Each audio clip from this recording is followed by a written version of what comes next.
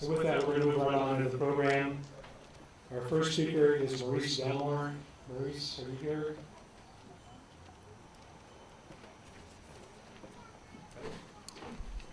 Maurice, welcome.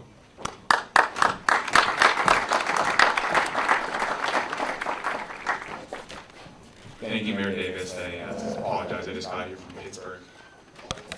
Thank you. It's an honor to be here on behalf of Assemblywoman Susan Bonilla this Memorial Day to recognize the men and women who have served and are serving in the armed forces of the United States of America, and especially to pay tribute to our fallen service members and their families. We remember and honor the incredible sacrifice you have made, and we are eternally grateful to you. We have an obligation to our fallen service members and the families to honor these heroes for sacrificing their tomorrows so that we may enjoy the freedoms we often take for granted. One way that we can honor our fallen heroes is to support those who have served when they return home and support their families when their loved ones are deployed overseas or worse, when they don't come home. It is critical that our veterans receive the benefits they have earned and that those who are wounded both physically or mentally have access to the care and treatment that they deserve. We owe it to these men and women to ensure their ongoing success after they leave the service.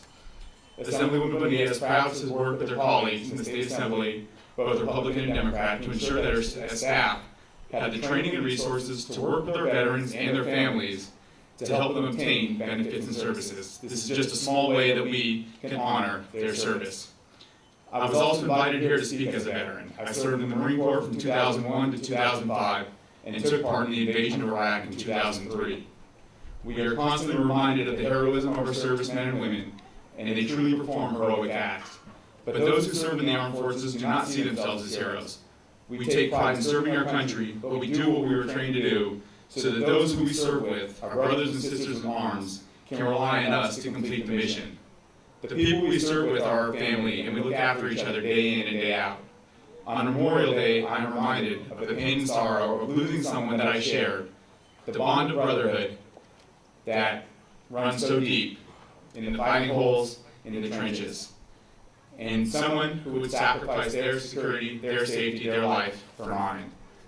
So once again, I would like to thank our veterans and family members for their service, heroism, and sacrifice, and I hope we all take a moment to remember that the cost of war is borne by those who so selflessly serve. Thank you for keeping us safe.